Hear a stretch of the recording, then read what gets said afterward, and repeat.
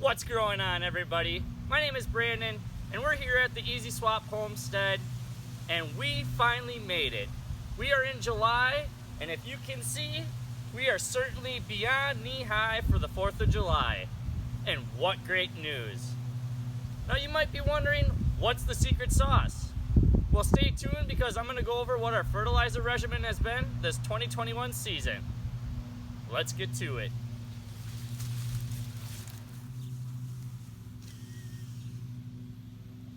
Do you smell that? Do you know what that is? That's the secret sauce. Fresh fertilizer. Well, actually, this isn't where we keep the fresh stuff, but this is where we keep piling on the new stuff to let it break down so we can use it in the garden. Alright, so I showed you the secret sauce pile. I'm sure you got some wild guesses. Honestly, it's pretty simple. Here's a little clip. So yes, we like to use chicken manure. In 2021, we saw the prices of everything skyrocket, including fertilizers themselves. So I really wanted to make it a point this year to try to use what we have on hand and go with a budget-friendly approach to fertilizing and growing such great food. And that left us with very minimal options. So some things that we get to use around the farm is animal manure. You can also make wood ash, which is going to be high in potassium and calcium. The one thing is it washes away really fast, or it seeps really fast, the nutrients from the wood ash. So as soon as you're done burning, you want to scoop that up into a bucket and save it where it doesn't rain. And then another thing that we like to use that is still affordable and better for crops suited for eating, like lettuces and root crops and what have you, is going to be alfalfa meal. You can buy a 50-pound bag of alfalfa meal for feeding rabbits. It comes in pellet form for roughly 15 bucks yet. Otherwise, you can buy it already ground up for fertilizer at roughly $1 per pound. So those are the three things that we're using here on the farm. The corn you can't give enough nitrogen to. The one benefit of chicken manure is it's high in nitrogen and then roughly even in phosphorus and potassium. Although if you have bedding with it, such as straw or wood shavings, which is what we have in ours, it's going to take away some of that nitrogen and lock up some of that nitrogen to help break down the carbon. So you don't have to worry about getting too heavy on nitrogen, especially when it comes to corn. But let's take a walk through the garden and I'll show you what we've all done. So here's our patch of soy that was getting chewed down by bunnies. It didn't seem to matter how much human manure I could get down along the edge here. It didn't seem to deter them, so we ended up having to fence it off as they took the tops off of almost all the soybeans. And on the soybeans, we're going to end up using alfalfa meal and wood ash. So this is just branches and wood saved from the property that we're burning, and then saving it. Now there's a lot of things that people worry about it raising your pH too much. You have to put down quite a bit in order to worry about that.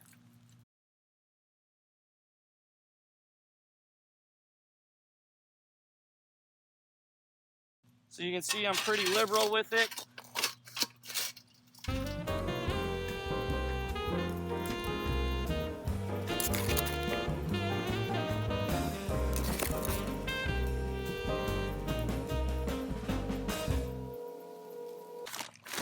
Here we've got down to earth bran, 25 pounds.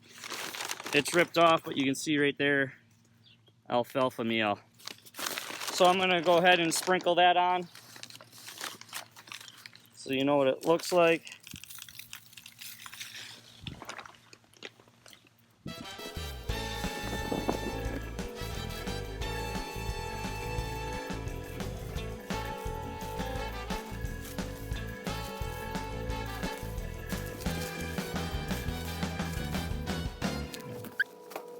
So there we have it.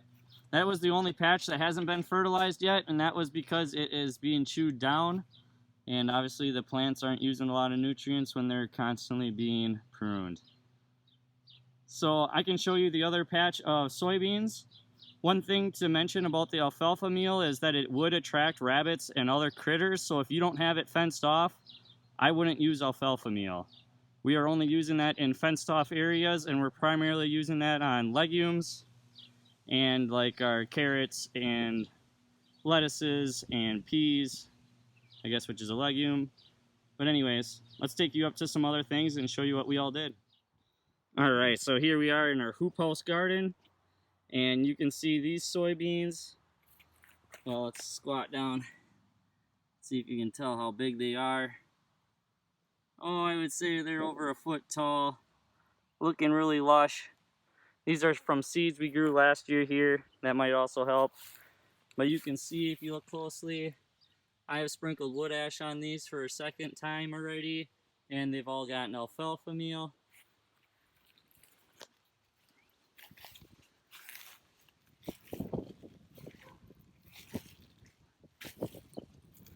So far things are looking good. I know that if you use too much animal manure, you can worry about phosphorus buildup. So under all the tomatoes and all the peppers and all the squash plants this year, we dug probably a 2-foot deep hole and then filled it up with, not filled it up, but threw a good amount of chicken manure in each hole. And you can see these plants are lush. The pepper plants just are starting to take off, so I'm assuming their roots just finally reached the manure. But you could really tell when the plants seem to reach that because we had a explosive growth, especially after the rains. That really helped. So yes, all these tomatoes have got compost and chicken manure in the hole. Same thing with these squash plants. The milkweed is growing crazy too.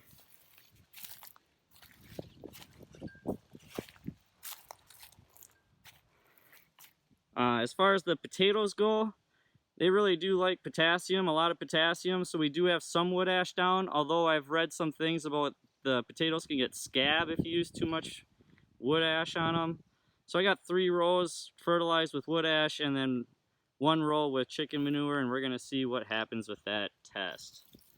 So this is all a test this year. Like I said, we're really shooting to budget our spending and try to really be a little more self-sufficient instead of relying on all the fertilizers. The other thing I did have to do, I've said it in past videos, is I do like to use micronized kelp just to get things going. One thing I am learning in clay soil is there's a huge lack of potassium. Really, there's a lot of minerals and there's all sorts of stuff in clay, but it's locked up due to high amounts of magnesium. So really try to push the potassium and calcium, which is all provided by kelp, onto these plants, and they are doing a lot better. Let's take a quick jot to the main garden just to do a little more proof of what chicken manure, wood ash, and alfalfa meal can do for your garden. Now here you'll see too, we can use, this is all comfrey. It outlines the garden here. That is all usable for fertilizer as well. You can see a volunteer pumpkin right there doing absolutely amazing.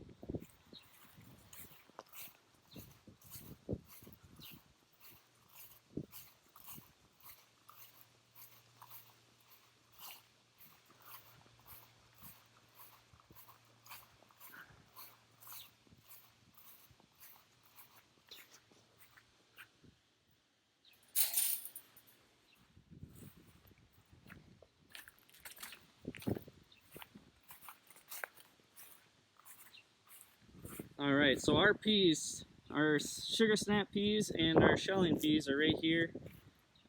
These were all wood ash and alfalfa meal. Let's see if I can, I wish I could. The bush beans here just look incredible. Look at that leaf, almost palm size. Massive leaves. And then the peas, you can see There's a volunteer sunflower. And look at that. And we actually got flowers on the bush beans, so it won't be long for those.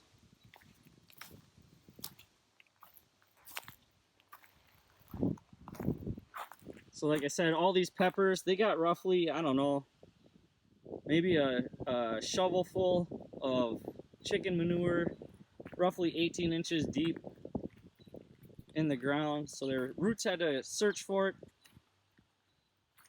If you put it any closer, hey, Petey, yeah. If you put it any closer, you can burn your plants right away. Here we got pole beans, also primarily wood ash, but there is some alfalfa. I've done basically one application of alfalfa meal on a lot of these things. Had to use string for the rest of that. And you guys, last week I forgot to show you these. Anyone know what those are? It's pretty special and I'm excited. I hope they start growing a little faster. So these tomatoes, you can see there's fresh wood ash. About every 2 weeks I'm trying to go around and drop wood ash, so that gives us enough time to stockpile some fallen branches and what have you, and then burn them. But pretty much every 2 weeks I'm trying to drop fresh fertilizer. You can see wood ash. You can see a bunch of old mushrooms. That's from the permaculture. We're starting to see a ton of mushrooms pop up all over the place, which is a good sign. And it won't be long before we have tomatoes, which is a good thing too because it's already July. But all these tomato plants also have a scoop, a good healthy scoop. They're almost halfway up the panels already, into their holes too. And then the last thing I'll show you here is these cucumbers, which also have chicken manure. And we put probably 2 scoops on all the squash plants, cucumbers, you know, the heavy feeders, watermelon, pumpkins.